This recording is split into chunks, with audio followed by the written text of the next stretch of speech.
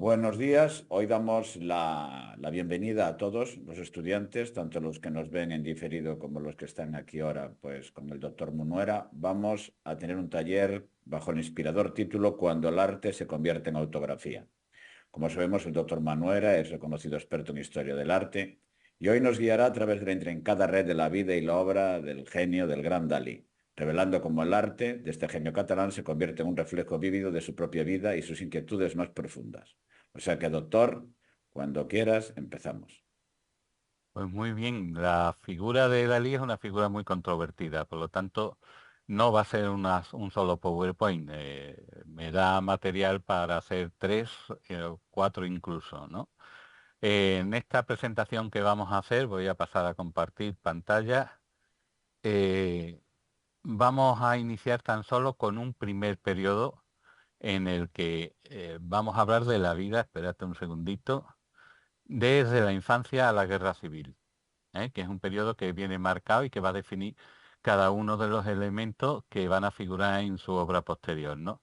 Y dejaremos para un segundo PowerPoint lo que sería la pintura religiosa, donde Dalí descubre las matemáticas, porque Dalí era un pésimo estudiante. Tuvo que estar en diferentes tipos de colegios, diferentes academias, hasta que por fin incluso fue expulsado de la Academia de Bellas Artes, como veremos a lo largo de este PowerPoint. Y al descubrir las matemáticas y al descubrir la ciencia, se hizo un gran fan de revistas científicas y demás. Veremos cómo en un tercer PowerPoint veremos cómo se acerca a descubrimientos y cómo es incluso inspirador de diferentes tipos de descubrimientos de carácter científico. Bien, pues vamos a empezar este PowerPoint. Vemos un autorretrato que está lleno de muletas. Las muletas para él veremos posteriormente qué significan, pero es su único anclaje al mundo real, ¿no? Él vive un mundo onírico marcado por multitud de simbologías que están íntimamente relacionadas con su infancia. Realmente podríamos hacer un análisis casi freudiano de la figura de Dalí, porque tanto el sexo como la infancia, como cada uno de sus traumas infantiles, se van a ver reflejados en sus pinturas, como vamos a ver en las primeras. La vida de Salvador Dalí comienza incluso antes de que naciera, 9 meses antes, porque tuvo un hermano que se llamaba Salvador Galo Anselmo, que murió de una infección estomacal. Este hecho marcará profundamente al artista, sobre todo cuando los padres lleven al niño a visitar la tumba de su hermano y le dijeran que él era la reencarnación de su hermano muerto, cosa que le va a afectar de manera traumática durante el resto de su vida. Dalí llegó a decir de esto, dice, nos parecíamos como dos gotas de agua, pero dábamos reflejos diferentes. Mi hermano era probablemente una primera visión de mí mismo, pero según una concepción demasiado absoluta. Su obsesión fue tal con el fallecimiento de su hermano que incluye un retrato en una pintura que se llama Retrato de mi hermano muerto, que realiza en 1963, y donde aparecen una serie de elementos ya de marcado carácter geométrico, porque ya en 1963 ya él tiene la inspiración matemática y empieza a hacer pequeños descubrimientos con respecto a la física, incluso con respecto a la química. Veremos cómo a la hora de desarrollar algunas partículas como la de los neutrinos, va a aparecer lo que sería la estructura propia del neutrino representado en la obra de arte antes, casi 10 años antes de que se descubriera la partícula del neutrino, ¿no? Por eso es interesante que le dediquemos solamente un PowerPoint a los diferentes descubrimientos, a las diferentes intuiciones con respecto a lo que sería los diferentes descubrimientos científicos, ¿no? Y cómo se adelantó en cierta manera y cómo incluso llegó a inspirar en algún momento obras de gente tan importante como Alberto Einstein. Como dije con anterioridad, Salvador Dalí fue un estudiante muy mediocre. Su padre lo tuvo que sacar de diferentes escuelas y llevarlo a otras. En 1916, el joven descubrió la pintura contemporánea de la mano de Pichot y este le aconsejó que llevara al niño a las clases de Juan Núñez. Con solo 14 años, Dalí se presenta en una primera exposición y gana el primer premio en Figueres, en Barcelona. En 1921 hay un detalle que marca por completo la figura de Salvador Dalí, su relación con las mujeres, que es la muerte de su madre Felipa.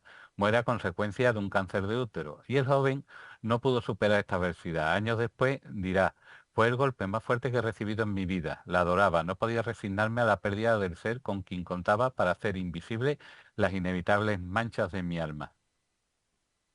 Después se traslada a estudiar a la Real Academia de Bellas Artes de San Fernando y se aloja en la residencia de estudiantes.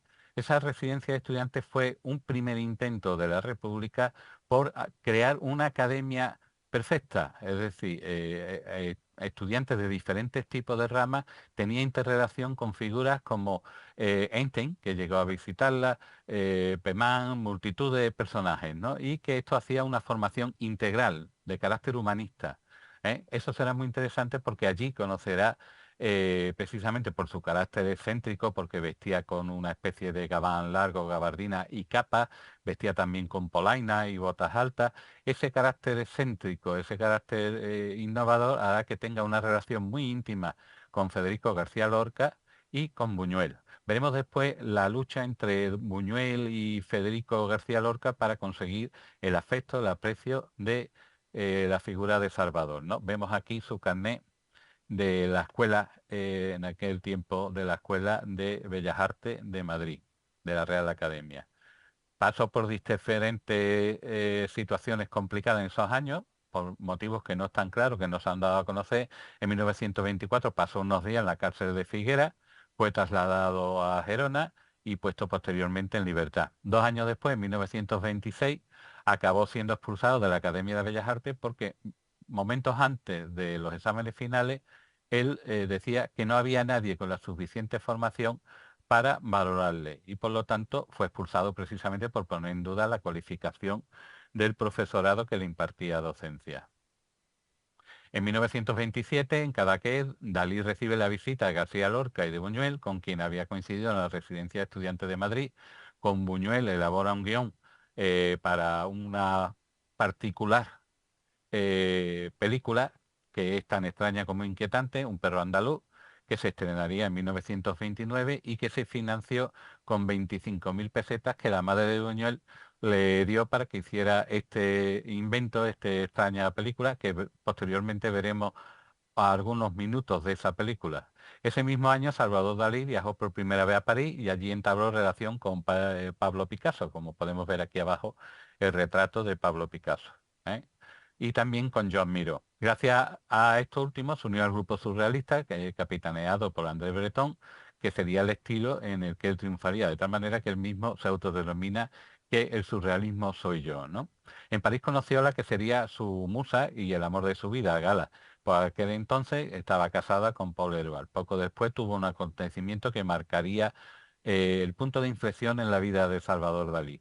La ruptura con su padre, quien no aceptaba su unión con Gala y que además le recriminaba su vida disoluta, su vida un poco alejada de la realidad, ¿no?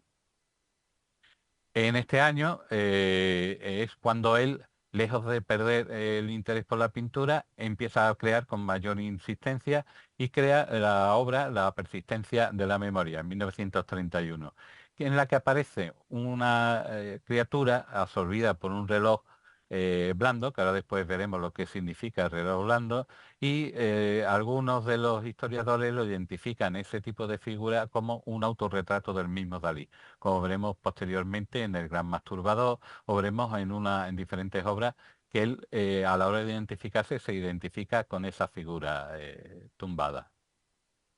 A partir de 1931, Dalí participó en numerosas exposiciones gracias a su mecenas Edward James, y en 1934 se casa con Gala. Tras un viaje por Italia, Dalí empezó a sentir atracción por los temas religiosos, como por ejemplo la Madonna de Portugal, Crucifixión y La Última Cena, que serán los cuadros que analizaremos en el segundo PowerPoint, porque ya en esos cuadros hace una aplicación directa de la proporción áurea, del número áureo, y habla también de la cuarta dimensión, habla de los neutrinos, habla de los hipervínculos, etcétera, mediante la representación gráfica de los mismos. De tal manera que incluso parte de la concepción de la obra de él con el tema del huevo, que después veremos lo que significan los huevos, nos va a representar parte del movimiento de esos neutrinos, que eran unas partículas que se sabía que existían, pero que no se podían localizar porque para poder ser visibles tenían que pasar un número de veces altísimo, no sé si eran 10 o 20.000 veces por el mismo sitio. Y él habla de los neutrinos y de hecho hay muchos documentales, a ver si pillo alguno de ellos para el de los descubrimientos científicos, en la que él desarrolla su propia teoría sobre los neutrinos, que veremos que va a ser premonitoria con respecto a lo que será la localización precisamente de esa partícula de la que se sabía su existencia, pero que no se pudo nunca hasta hace muy poco localizar. Hay diferentes elementos que se repiten de manera obsesiva y que van a definir su obra como única, creando un propio universo, ¿no? Con sus obsesiones desde niño, con sus experiencias autobiográficas, de ahí de que este PowerPoint se denomine de esa manera, porque él lo que hace es llevar a la pintura su propia biografía, su experiencia con cuestiones traumáticas, con cuestiones que le causaron cierto impacto, etcétera.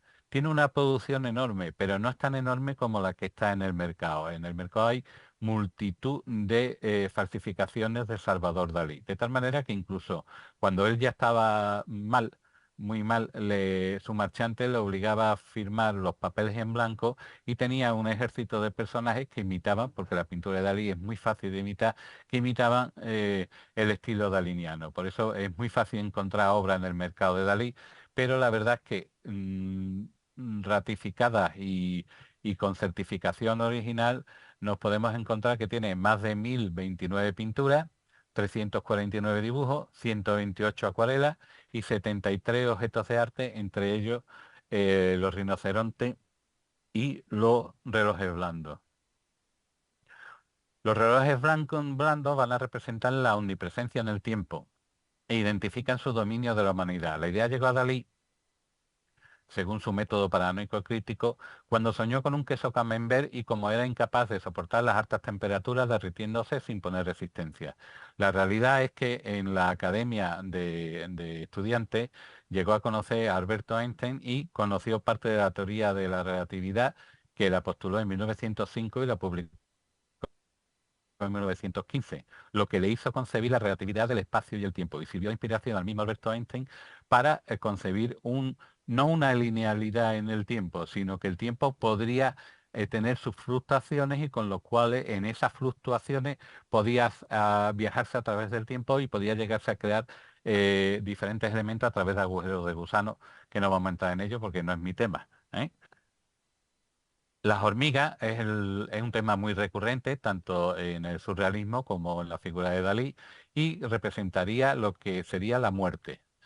La muerte y la descomposición del cuerpo, de la materia, etcétera. Esto surgió por un recuerdo de cuando Dalí tenía 5 años, que vio un insecto que había sido devorado por las hormigas y que tan solo dejaron el caparazón, la parte externa de queratina. Los huevos en Dalí, aunque suene, es el símbolo que más lo representa y con él hace referencia al amor y a la esperanza de la vida. La anécdota que da origen al huevo es que antes de que naciera, sus padres tuvieron un hijo que murió a los 5 años, que ya hemos hecho referencia. Pero también el huevo va a representar para Dalí una de las, si alguno habéis estado en la casa natal o en el castillo de Dalí, os daréis cuenta que toda la parte superior está cubiertas de huevo, precisamente porque él planteaba que el movimiento de los neutrinos favorecía un ambiente creativo y renovaba las fuerzas en fin, de la creación, etcétera, en el entorno. Por lo tanto, la figura del huevo va a predominar y lo vamos a ver que aparece en casi toda su obra en algún momento o en algún elemento, ¿no? Las muletas en Dalí, que aparecen como siempre en casi todas las figuras que aparecen en su obra pictórica y escultórica, y es un símbolo de la realidad, un apoyo al caminar, por lo que su obra se refiere a que lo ancla, es el único elemento que lo ancla a la vida real en ese mundo surrealista lleno de paisajes de Cadaqués, lleno de paisajes eh, de las playas de catalanas. Los elefantes, que sería la fuerza y la resistencia, son las dos palabras que definen este símbolo en la obra de Dalí. Son representados con piernas muy largas, casi de alambre, en la que aparecen cargando alguna cosa que va a representar cada uno de los elementos simbólicos. Veremos cómo incluso se vale de los elefantes y de la fuerza de estos para representar figuras como Hitler, etcétera. Lo veremos en algunas de las obras que posteriormente vamos a analizar. Los caracoles es el símbolo utilizado en relación con un evento muy significativo de la vida de Dalí, su encuentro con Freud, que precisamente la geometría, la dureza del caparazón, la lentitud del animal, lo atraparon y no dudó en ponerlo en sus obras, manifestando un énfasis característico en la reproducción del psicoanálisis. Vemos aquí uno de los pocos dibujos de Dalí en la que representa la sexualidad de los pechos femeninos como dos caracoles, recordándonos a figuras que hemos visto o he analizado en algunas de mis obras, como sería el caracol y el guerrero, en la que en este caso el caracol representaría la parte masculina, el pene del hombre, y la lucha del guerrero precisamente para no perder esa sexualidad, para poderla mantener porque era básico para la procreación y para dar nuevos súbditos a sus señores, ¿no? Pues aquí Dalí lo utiliza también de una manera sexual, ¿no? Por aquello de la cabeza, el líquido, etcétera.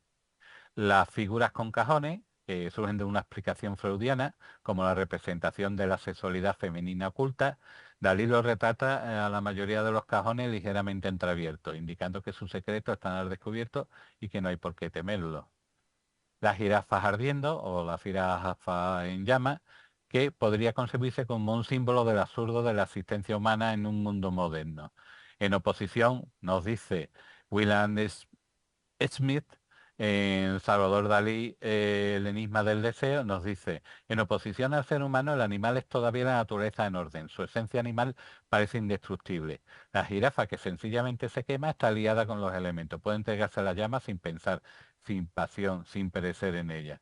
Vemos que está inmutable en un paisaje en el que la sexualidad femenina se nos abre con cierta dilación y vemos como la figura está totalmente impasible frente a lo que allí ocurre. También tenemos un espectador, que sería la figura esta de aquí, ampliada aquí arriba, en la que veremos una parte que no he reflejado en los elementos que se repiten en la obra pictórica de Dalí, pero que hay que citarla, que es su voyerismo, es decir, su manía de mirar, incluso con respecto a su relación con Gala, se decía, no hay ninguna prueba de ello, pero se decía que Gala gustaba de tener jóvenes cebos alrededor y que ella le gustaba de, en fin, de tener intercambio con los jóvenes, mientras Dalí contemplaba, debido a que Dalí desde muy joven tuvo impotencia, ¿no?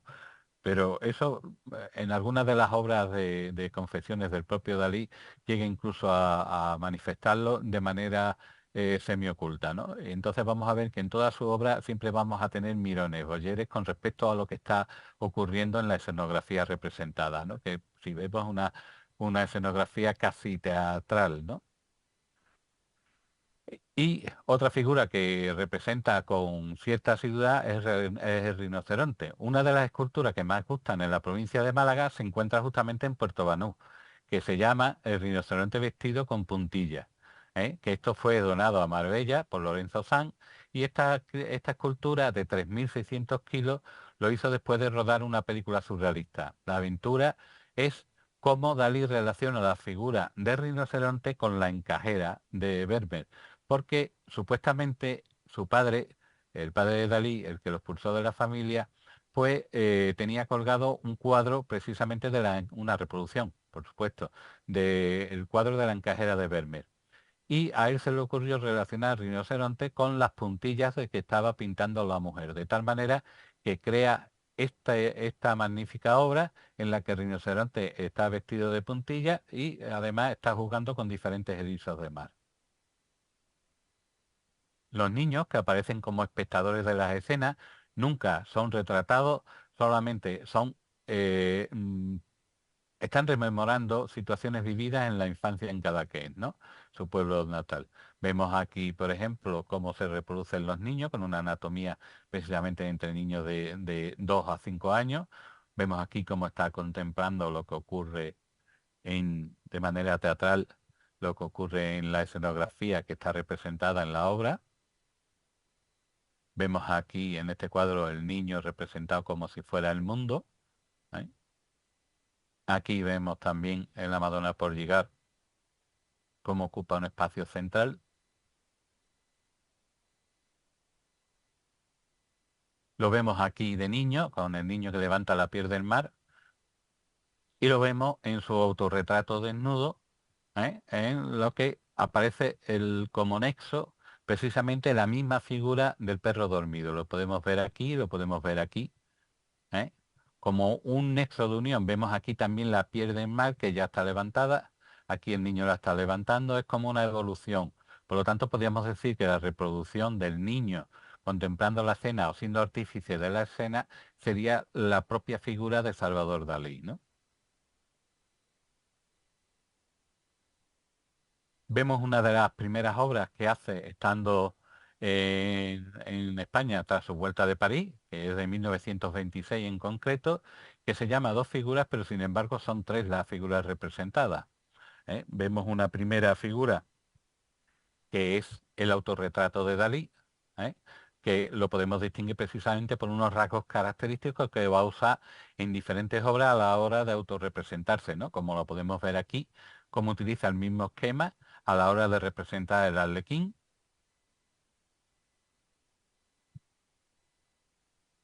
Vemos un segundo retrato que pertenecería a Lorca, que es reconocible por el sombrero y por la forma de luna tan reconocible en los textos. Cuando Lorca se autodefine en sus textos, siempre relaciona su rostro con la luna y por lo tanto vemos que hay una interrelación, como veremos posteriormente, entre la figura de Dalí y Lorca, ya que la figura supuestamente de Lorca está mirando hacia la figura de Dalí, lo que sin duda supone un gesto de cariño entre ambas figuras. Ellos se conocieron en la residencia de estudiantes y estuvieron muy unidos, tanto que incluso creó Los celos por parte de Buñuel, que le dedicará una película precisamente con tintes anti-lorquianos, como sería El perro andaluz, ¿no? Que ahora después veremos algún fragmento. Lo que sí que quedó fue una clara tensión sexual que no se llegó a resolver. Y vemos una tercera figura que aparece, pero que no entra dentro de lo que sería el título de la obra, que se llama Dos figuras, sino que la tercera figura que podemos identificar es la figura de Buñuel, que se interpone entre ambos y, como hemos dicho anteriormente, creará una película que se supondrá una crítica antilorquiana. Y lo podemos ver porque el perfil de esta figura nos va a recordar al perfil de Buñuel, ¿eh? Y entonces es una figura que se interpone entre las otras dos figuras, creando una cierta tensión y llegándose a convertir casi en la sombra de Salvador Dalí. Vemos aquí una escena precisamente del perro andaluz.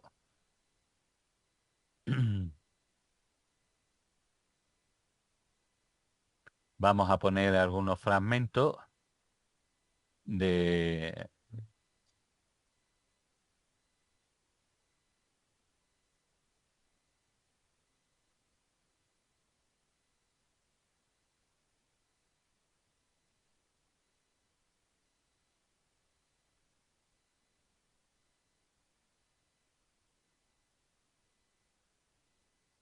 No se ven los fragmentos, doctor. Nosotros no los vemos. Digo porque no sé si tú los estás viendo. ¿Lo veis? No, por eso te lo ¿No digo. se ve? No se ve aquí. No. ¿No se ve? Sigue sin verse, sí. Por eso te digo que no. Ah, pues entonces nada, pasamos del fragmento. Es interesante porque realmente tiene momentos en los que aparece Buñuel y Dalí y en los que se hace una crítica oculta a la posible homosexualidad de, bueno, posible no, manifiesta homosexualidad de García Lorca, ¿no? Vemos aquí una de las obras que vamos a analizar hoy, como sería El Gran Masturbador o como en algunos libros he leído El Orgiástico Masturbador, en la que vemos una serie de elementos, vemos la figura que anteriormente vimos en La persistencia del tiempo, que nos recuerda a la figura de Salvador Dalí, incluso por el peinado propio que llevaba Salvador Dalí, que era en el peinado en el centro y a doble caída. Entonces vemos que hace, este cuadro es un cántico, un canto a la relación de Dalí con Gala. Hemos de recordar que su padre lo expulsa de la familia precisamente porque no está conforme con la relación que establece Dalí con la figura de Gala. Y por lo tanto, esto es un canto a ese amor que se tienen, a esa forma de vivir la pasión de manera intensa y totalmente al margen de lo que sería la realidad de la época y de la sociedad, ¿no? Entonces vemos que la cabeza representa el autorretrato del mismo Dalí, que hemos visto que es un elemento recurrente en diferentes obras, que además está inspirado en la teoría que hemos dicho anteriormente de Einstein, de 1905 y publicado en 1915 sobre la relatividad. Vemos que aparece la figura de un saltamonte que nos indica una anécdota en la vida del artista que nos narra que de pequeño vio un pez con un saltamonte en la boca, lo que le causó un trauma de por vida y además le creó parte de la zoofobia que tiene con respecto a los insectos, ¿no? Vemos dónde figura la figura del saltamonte en la totalidad del cuadro. Vemos que ese saltamonte está lleno de hormigas, que como dijimos anteriormente representa la putrefacción, y esas hormigas incluso invaden parte de la boca del personaje. Lo vemos aquí cómo están las hormigas, cómo trepan hasta la boca, lo cual nos indica que primero que no le permite hablar y segundo que acata la decisión, en este caso sería la decisión traumática del padre con respecto a la relación entre Gala y Dalí.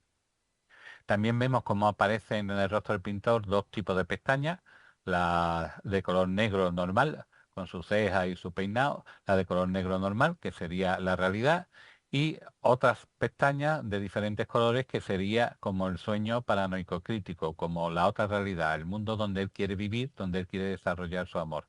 Vemos el peinado que dijimos con anterioridad, en la mitad de la cabeza y el pelo a un lado y otro de la raya en medio. También representa elementos de su infancia en Cadaqués, como son las rocas, las conchas marinas, las maderas, superponiendo todo ello y terminando rematado con una forma ovoide. Vemos que el huevo se representa en multitud de ocasiones. Incluso posteriormente vamos a ver cómo también representará la creencia en la eternidad con respecto a la madre, ¿no? Ese mismo símbolo ya hemos hablado de lo de los padres que tuvieron un hijo anteriormente, por lo tanto es una anécdota que ya hemos reflejado con anterioridad. Vemos un anzuelo enredado en el pelo que representa la dualidad de la vida que quiere vivir con Gala y la realidad de su padre que se opone diciendo que quiere engancharlo. Pues lo tenemos aquí representado con un anzuelo que se clava en el pelo de Dalí, más que en el pelo en la cabeza.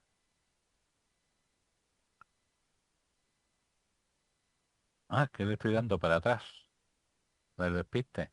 Respecto a los dos personajes que se encuentran en la parte inferior de la cabeza del autorretrato, algunos autores creen que Dalí y Gala, la mujer aparece petrificada, convertida en piedra, por lo tanto podría ser una representación de la impotencia de Dalí con respecto a poder desarrollar un amor carnal con Gala. También otros dicen que podría ser la representación de la madre ya fallecida cuando este cuadro se hace y queda reforzado precisamente la posibilidad de que pudiera representar a la madre por la presencia del huevo, que representa el alma, que representa el alma y representa la eternidad con respecto a la figura que esté cercana. Vemos también que aparece el retrato de Gala, idealizada, con el cuello y hombros alargados y desnudo, acercándose al sexo del artista. Y dale, le estoy dando para atrás todo el rato. Vemos cómo representa el deseo y lo remarca con la simbología del lirio de agua, ¿eh? Con un pistilo erecto en cada alusión al coito y a la felación. Y si nos fijamos en la figura, parece portar pantalones cortos, como si fuera un deseo que le abunda desde niño. La cabeza de león, que la encontramos en la obra muy cerca de la figura de Gala, en la que representaría lo masculino, la fiereza, el vigor, reforzando la simbología con la lengua erecta a modo de falo, que representando un símbolo fálico. Por lo tanto, vemos que esta obra está muy inspirada en la obra freudiana. Y por lo tanto la interpretación que podríamos hacer en general de este cuadro es que es un canto al deseo sexual, al querer desarrollar su vida con sus propias normas, ¿no? Y siempre en contraposición al padre, ¿no? A la figura del padre, la figura paterna. Vemos el idilio atómico y uránico melancólico de 1945 de Salvador Dalí, que es una de las obras, a mi gusto, una de las más importantes por lo que representa y por lo que de crítica tiene con respecto al momento histórico que le tocó vivir. Ese idilio es una obra creada por Dalí en Nueva York en 1945, justamente el año en el que se bombardea y posteriormente al bombardeo de Hiroshima y Nagasaki, y vemos que aparecen diferentes elementos, ¿no? Elementos que se marcan o sobresalen sobre el telón oscuro de fondo que nos da la sensación de agobio, de tenebrismo, en fin. Y lo vemos por ejemplo, cómo representará una figura de carácter muy americano, como es el bateador de béisbol, aquí con el catcher y con el pitcher, y veremos que los diferentes símbolos se acaban convirtiendo las bolas que emite, que golpea el bateador, se acaban convirtiendo en bombas. ¿eh? Vemos un detalle, vemos que estas bolas, estas bombas van a aparecer en todo momento a lo largo de diferentes elementos del cuadro, como si estuvieran como si estuvieran siendo atacados, bombardeados. Lo veremos también al final como en vez de bombas los elefantes están lanzando precisamente esas bolas, porque es una simbología para poder pintarlo. Vemos también aquí una figura de un reloj blando. ¿eh?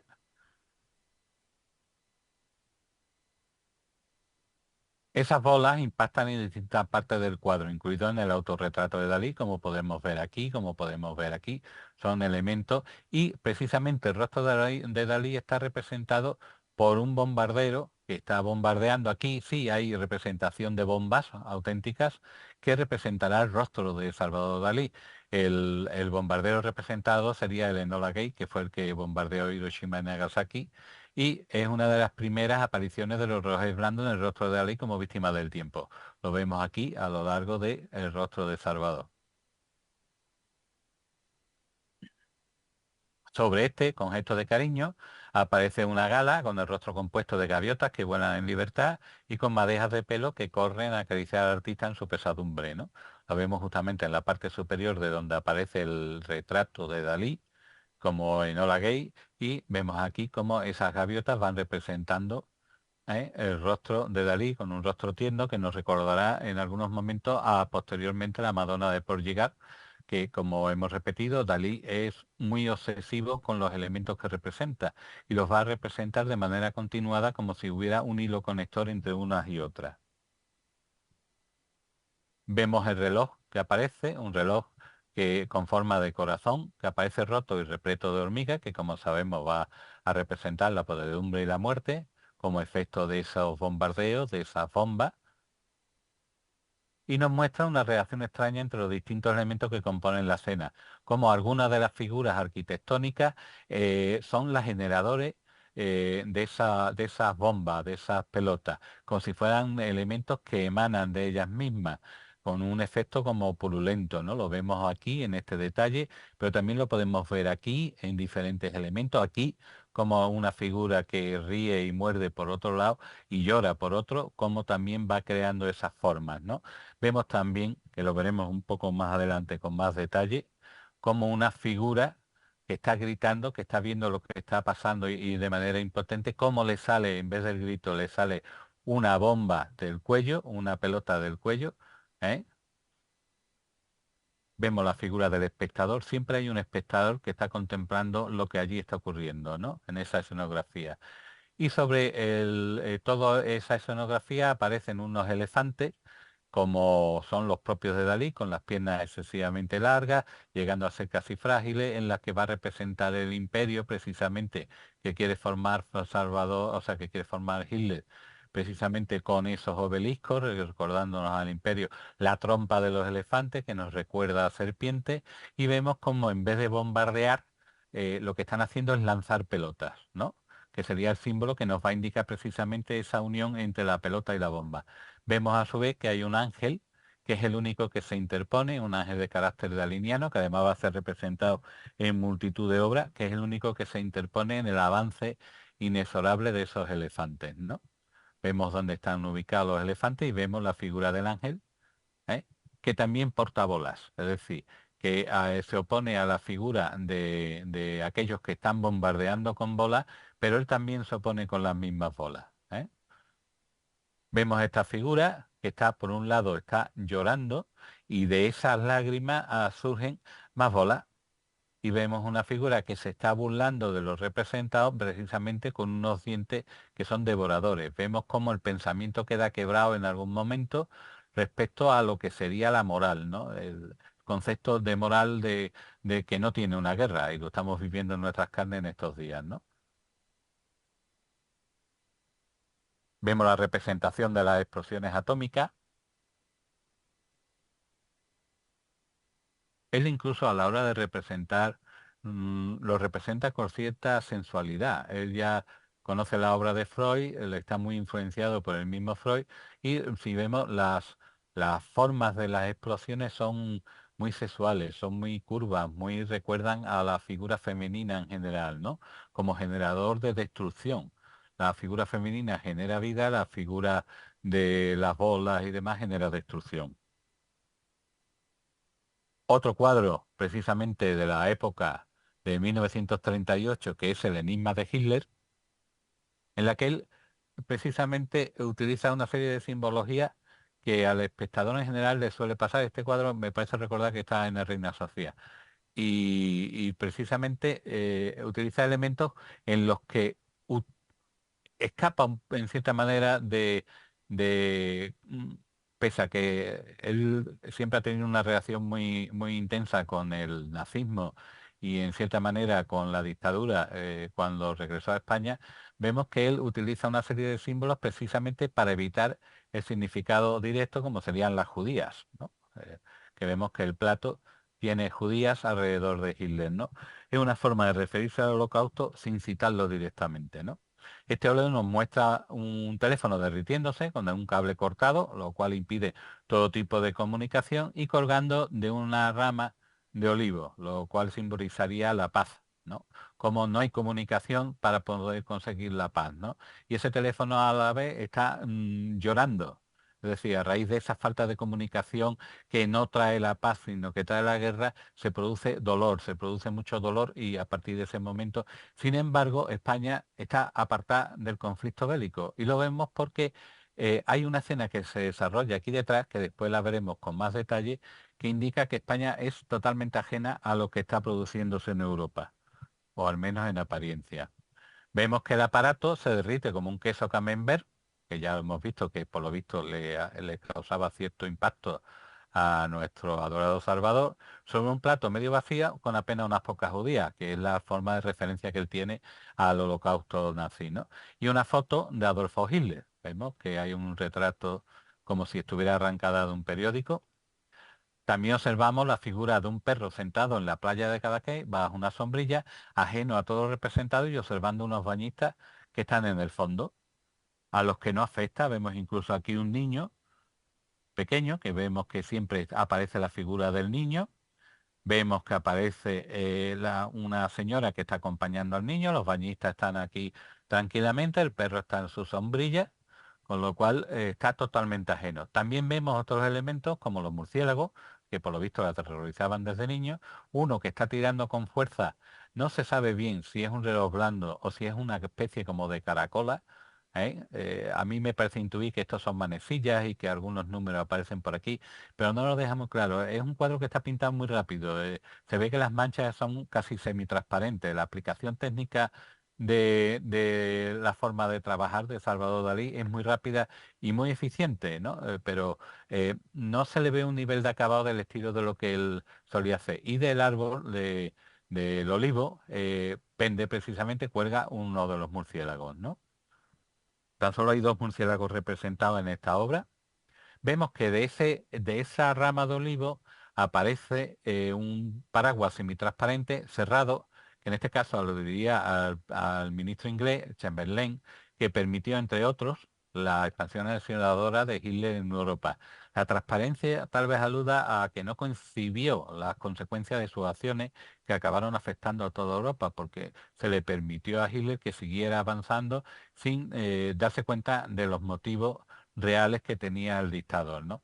Y aparece una pequeña figura abajo, una enigmática figura de mujer que porta un trapo blanco, tal vez señalando la rendición, o tal vez señalando el equívoco de tal situación de haber permitido la misma en vez de haber provocado la rendición del nazi Hitler, ¿no? Vemos también que aparece una concha marina a los pies del plato, siempre hace referencia, este tipo de montañas son propias de Cadaqués y son propias del sitio de nacimiento de Salvador Dalí, las playas, etcétera, y vemos que el cielo está cargado de nubarrones, ¿no? Esos nubarrones son casi premonitorios de lo que va a venir después, ¿no? Que sería la ruina y la desgracia en toda Europa. Esos nubarrones también están representados en un cuadro que analizaremos en el siguiente PowerPoint, que es la premonición de la guerra, ¿no? De la guerra civil, que sería digno de un análisis porque tiene muchos bocetos preparatorios en los que muchas de las simbologías van a reflejar no solo la premonición, sino cómo se permanece estático con este pie deforme en el que el dedo gordo coge una postura casi fálica, en la que va a verse en diferentes elementos, tanto de la derecha como de la izquierda, representados por Salvador Dalí. Como ya digo, Salvador Dalí era más simpatizante de la derecha franquista que de la izquierda del Frente Popular. Dalí fue simpatizante, como otros muchísimos artistas del franquismo, incluso proponiendo un monumento conmemorativo a la Falange, construido con los huesos fusionados de todos los muertos en la guerra civil. Eso hoy día sería absolutamente inconcebible, ¿no? Pero en aquel momento, pues es una de las muchas propuestas de Dalí. La propuesta fue obviamente rechazada, según nos cuenta Buñuel en sus memorias El último suspiro. También hay que tener en cuenta que Buñuel mantiene una relación de amor-odio tanto con Dalí como con la figura de Federico García Lorca. Y bueno, próximamente hablaremos del Dalí cuando se convierte en autobiografía, el 2, los cuadros religiosos, donde haremos un análisis de cada uno de los elementos, tanto geométricos como clásicos, como incluso científicos, que él va a representar en las diferentes obras. Y posteriormente a Dalí analizaremos las Meninas de Velázquez. Este será un monográfico únicamente sobre las Meninas de Velázquez, que tiene mucho que contar. Y queda a vuestra disposición. Pues muchísimas gracias, doctor, por la exposición y sobre todo por este personaje que es Dalí. Bueno, hay la Es que anécdota. es inmensa la figura, es decir, eh, ¿cómo te diría? Cada cuadro por sí sería merecedor de un análisis. Entonces es un problema porque tienes que, eh, ¿cómo te diría? Seleccionar. En este caso, seleccionar lo más relacionado con la guerra civil, que nos va a explicar un poco su vida en Nueva York y su vida en París. Y ya cuando el siguiente PowerPoint se va a dedicar exclusivamente a lo que sería la pintura religiosa y todo lo que sería el conocimiento, el descubrimiento de la matemática en la figura de Salvador Dalí. La matemática, la biología, incluso el concepto cuántico, que hoy día estamos tanto, lo veremos cuando estudiemos el hipervínculus hipercúbicus, y veremos cómo intenta representar la cuarta dimensión, cómo incluso se reúne con el científico que descubre supuestamente la cuarta dimensión y cómo le intenta representarla de una manera gráfica, con lo cual nos da una idea de cómo es avanzado el concepto daliniano no solo de la pintura, sino de la representación gráfica, llegando incluso a incluir parte del el esquema de la doble hélice, que de hecho Dalí pide que se le entierre con una túnica que tiene bordado la doble hélice del ADN y es enterrado con esa túnica, con la doble hélice del ADN. Es muy complicado el poder comprender la magnificencia de esta figura, ¿no? A pesar de su parte ya de payaso, porque es una forma, como hoy día podemos ver, si uno crea polémica, sale antes en los medios de comunicación, se vuelve viral, que si tú eres un tío serio, enfrascado en tus estudios, que no va a ningún lado. Entonces él sabía muy bien, vendió su imagen y a la vista está que cuando él vivía en Nueva York, cambió el concepto del escaparatismo porque cogió un ladrillo, lo tiró contra un escaparate, rompió el escaparate, le puso otro cristal delante y ya cambió el concepto. La gente se asomaba al escaparate a ver qué había pasado. Entonces, es rompedor, es un tío genial que además tiene un conocimiento de la física, tiene un conocimiento de la biología y lo manifiesta con su obra. Que hoy día, por desgracia, como vimos en el Congreso, la obra de hoy no tiene ni chicha, ni limonada, ni conocimiento, ni técnica, ni nada de nada, como decimos los andaluces, nada de nada. Estimado, Queda si alguno de vosotros quiere preguntar algo. Sí, Elizabeth Tijero tiene una pregunta, ha levantado ahí la mano. Sí, vielen Dank por la exposición, muy interesante. Lo que de Dalí siempre me gustó fue cuando él decía la diferencia entre los surrealistas es que yo soy surrealista. Das findet sehr toll, was er gesagt hat. Habe zu Deutsch gesprochen, Entschuldigung, perdónenme, discúlpenme. Ujú. Sí, Tengo una claro. pregunta sobre la perspectiva de la memoria, el reloj blando, el reloj derretido. Yo he mirado que el tiempo que están en esos relojes parece entre las 6 y 7 de la noche. ¿Tiene un significado importante para Dalí? De repente el tiempo no importaba o la memoria no era interesante o desaparecía en ese tiempo. De repente, ¿sabe algo? ¿Por qué siempre los relojes tienen 6 o 7 de la noche? Es una cuestión estética. Si se está derritiendo, la parte que está en el centro es la que no se derrite. Si te fijas en Ah, ok. publicidad, siempre que aparece un reloj en publicidad, en los anuncios, siempre aparece a las 2:10, ¿sabes? A las 2, perdón, Sí. -10. ¿Por qué? Porque representa un rostro sonriente. Pues esto es exactamente igual. Dalí se da cuenta que cuando algo se derrite se empieza a derretir por los filos y lo que queda es la parte central. Y entonces él siempre va a representar las 6 también como parte del meridiano, es decir, como la parte central del día, la parte de mayor actividad del hombre, ¿no? Entonces, Dalí es muy listo, Dalí no es tonto, no hay nada puesto en un cuadro que no tenga Sí, un ya, significado, ¿eh? Le pasa como a ya Velázquez. es, Velázquez no sobra claro. ni Ujú, sobra ni falta una pincelada. Pues en el caso de Dalí, ujú, cada elemento está perfectamente estudiado. Verá usted incluso a la ubicación, que lo estudiaremos en el siguiente PowerPoint, como en muchos de los cuadros él utiliza la espiral áurea para hacer una repartición del espacio y de cada una de las figuras y cómo va a estar perfectamente dispuesto. Claro, el hombre, desde que es hombre, ese concepto espacial no lo entiende, pero lo asimila. Entonces sí, es como un equilibrio, como una perfección, como una armonía. El cerebro humano está diseñado para percibir, para percatarse de la armonía sin saber realmente, porque nuestra parte animal no tiene esa formación, pero sin embargo sí vemos las cosas equilibradas, vemos el desequilibrio, y eso nos viene desde que éramos animales y restábamos, ¿no? Siempre, si usted se fija, cuando vamos por la playa, toda figura que vemos erguida con respecto a la línea de horizonte nos llama la atención, porque sí. supone un potencial peligro, ¿no? Sobre todo cuando éramos animales más débiles, pues, y esto es una forma intuitiva de percibir, y lo podemos ver incluso a la hora de la proporción de los griegos, de cómo distribuían el intercolumno con distintas distancias para dar una perfección de equilibrio, de Ujú, perfección, una ujú, perfección de perfección. Y eso va, ¿cómo te diría? Dentro del alma del individuo. Estamos diseñados para eso, para percibir precisamente la perfección, de manera, ¿cómo te diría?, intuitiva. Pero no solo nosotros. Si tú te fijas, cuando un águila va a caer sobre su presa, el desarrollo del vuelo que hace es precisamente una elipse áurea. Entonces, en toda la naturaleza es un ejemplo de la proporción áurea y demás, que se merecería por sí solo un PowerPoint solamente para explicar, porque la proporción áurea está en todo lo que está a nuestro alrededor, desde el tamaño de un teléfono móvil hasta la tarjeta de crédito que usamos, la televisión, etcétera. ujú. Entonces, son elementos que están en nuestro día a día y que están diseñados por alguien para nosotros. Incluso esa proporción áurea, esos números se repiten en la distancia entre los distintos planetas. Ujú, Entonces, ujú. es interesantísimo porque dices tú, bueno, pues esto, si Dios existe, desde luego es un matemático y con perdón de la palabra, acojonante. Sí, Pues es eso, fíjese usted en el detalle que siempre el reloj va a eh, marcar las 6 menos 5.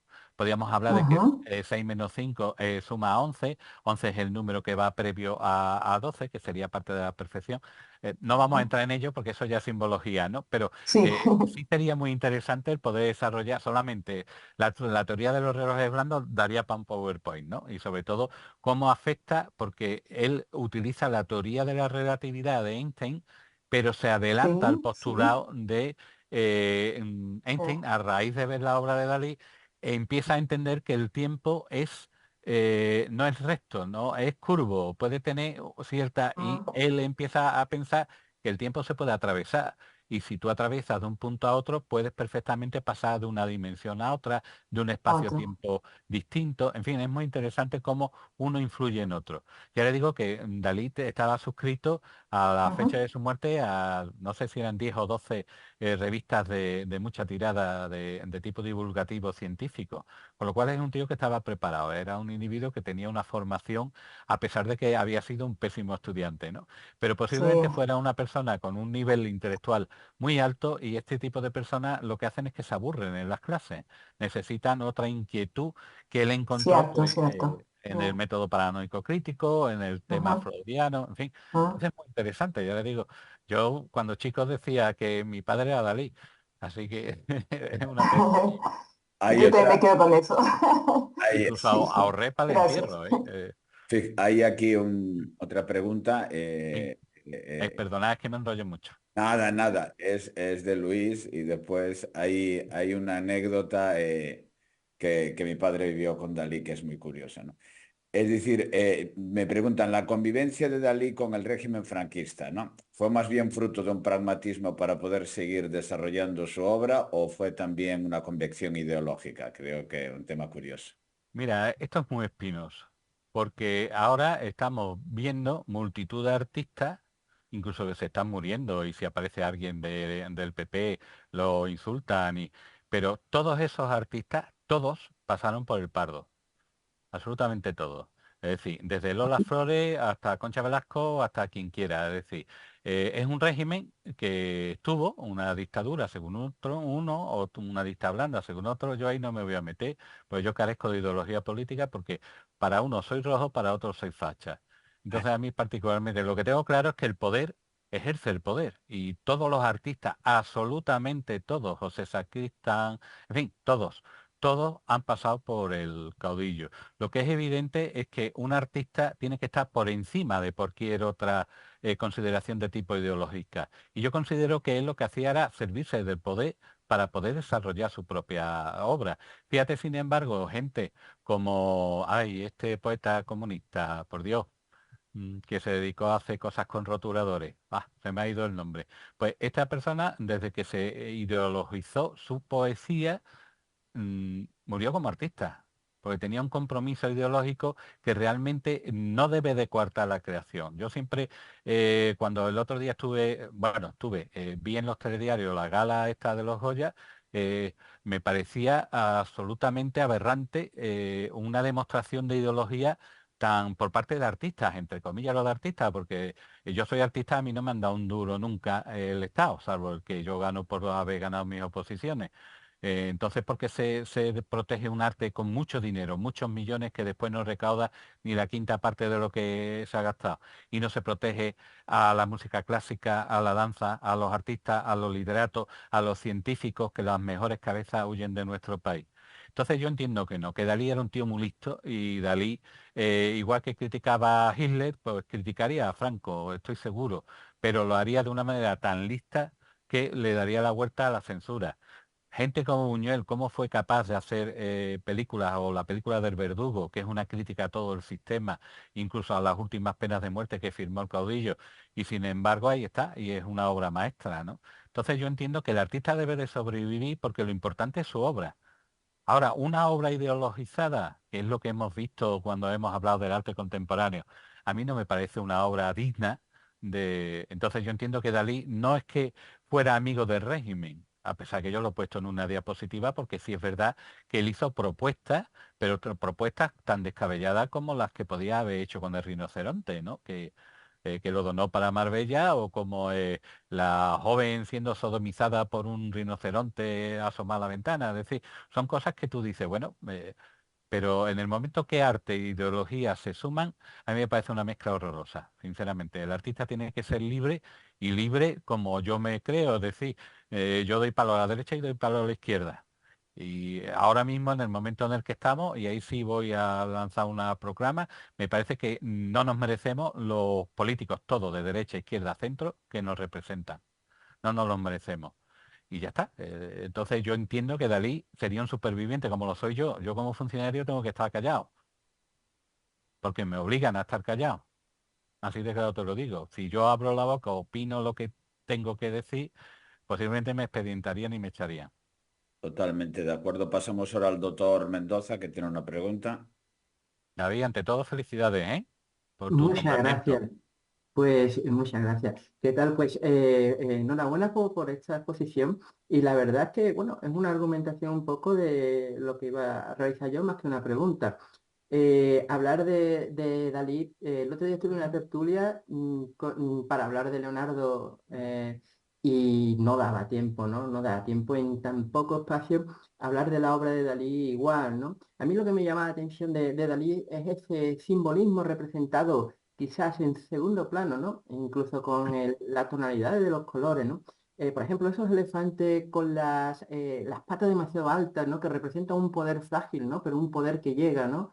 Son Bueno, gigantes con pies de barro. claro, esos animales, ¿no? Ese miedo, esa zoofobia que tiene a los animales representados como las hormigas, ¿no? Los murciélagos me llaman mucho la atención.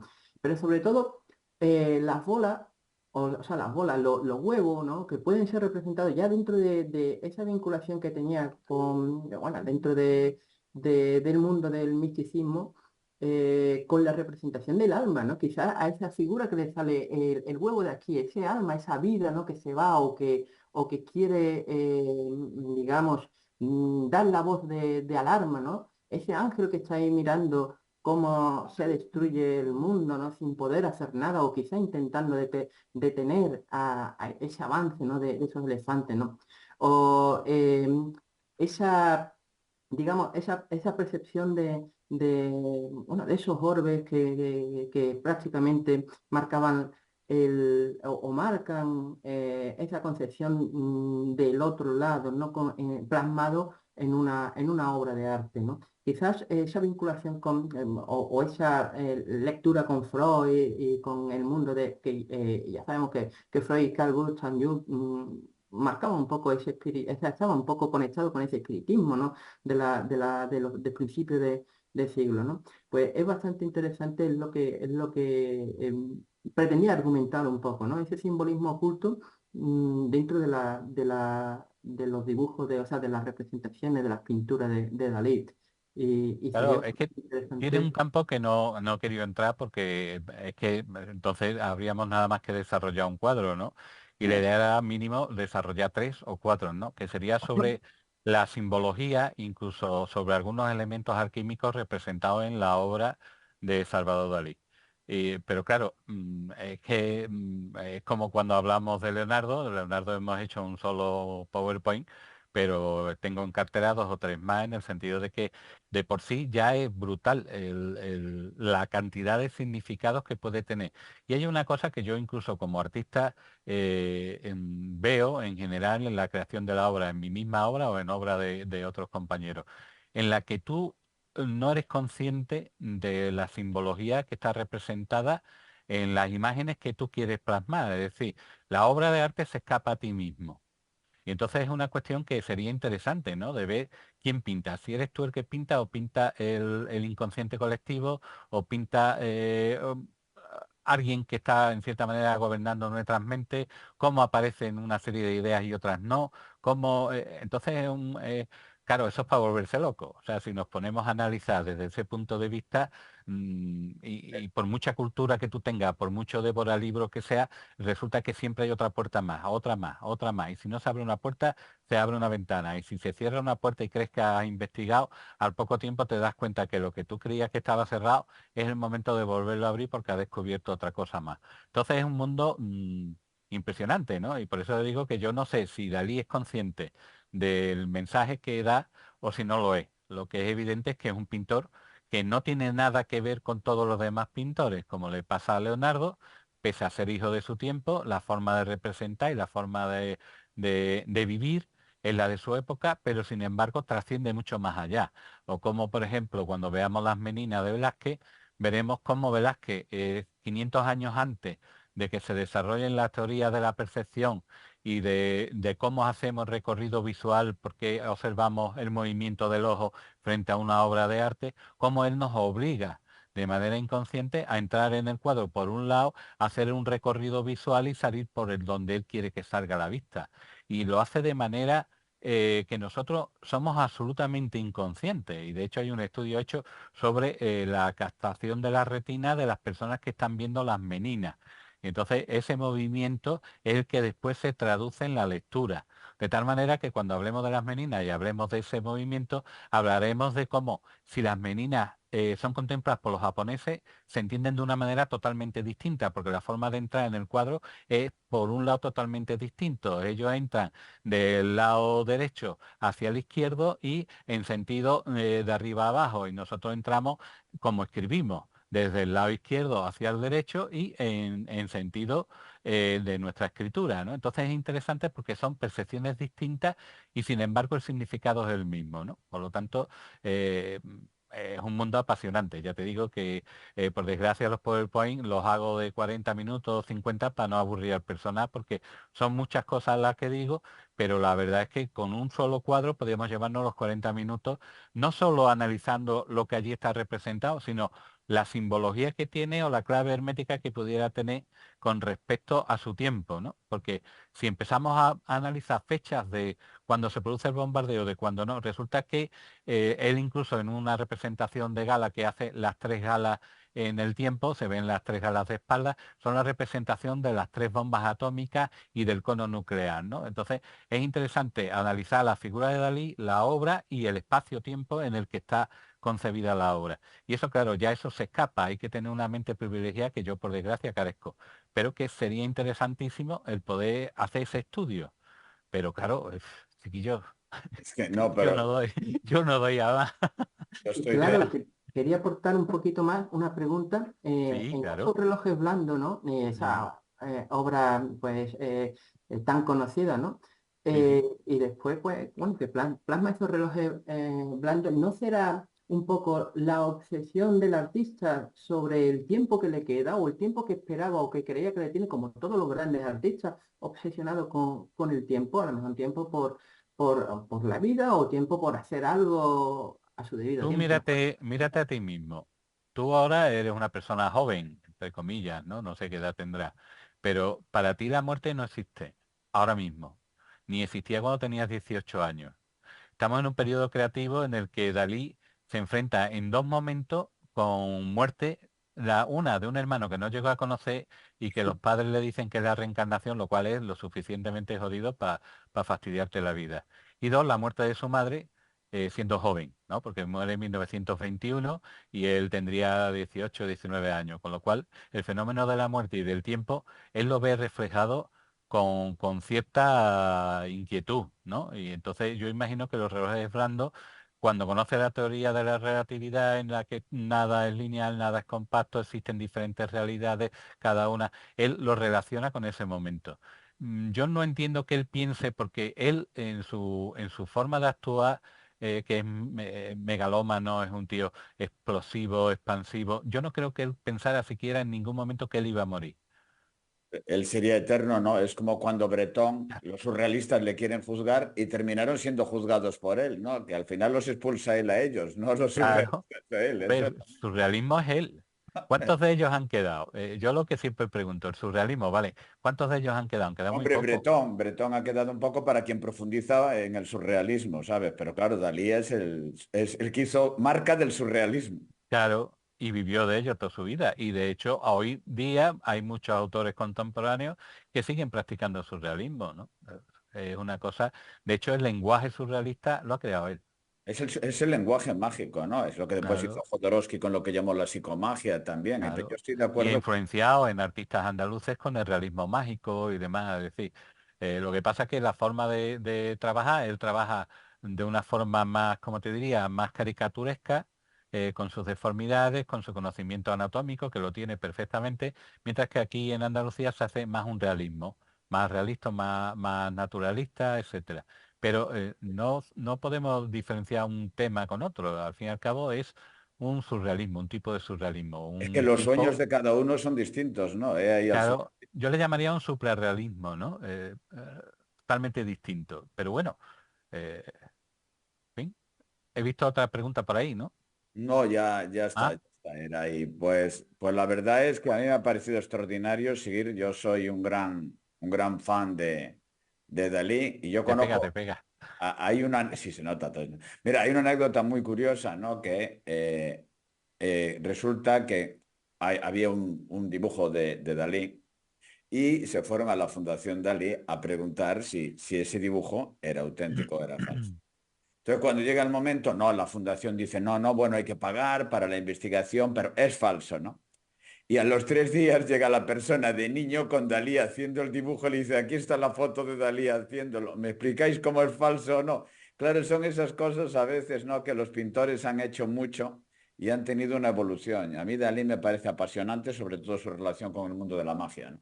Porque yo creo que él, incluso con su tarot, con todas las historias, y creo que ha sido tan surrealista que para mí ha sido el único pintor que se ha falsificado a sí mismo a través de Pujol, del que utilizaba cuando tenía, pues, cuando le temblaba la mano, se me ha olvidado el nombre de la enfermedad esta, Parkinson. exacto, con el Parkinson y con la propia Gala acordaron falsificar su propia obra diciendo Gala y Dalí que eran auténticos, que después era el Pujol, que yo lo conozco y vive en Florida, ¿no? Yo creo que es decir, junto con Valle Inclán, ¿no? Es el surrealismo esperpéntico Claro. hecho materia. Pues muchísimas gracias, estimado profesor, A y, vosotros siempre. y nos vemos en la próxima. Gracias. A vosotros. Muchas gracias. A ti, hasta Adiós.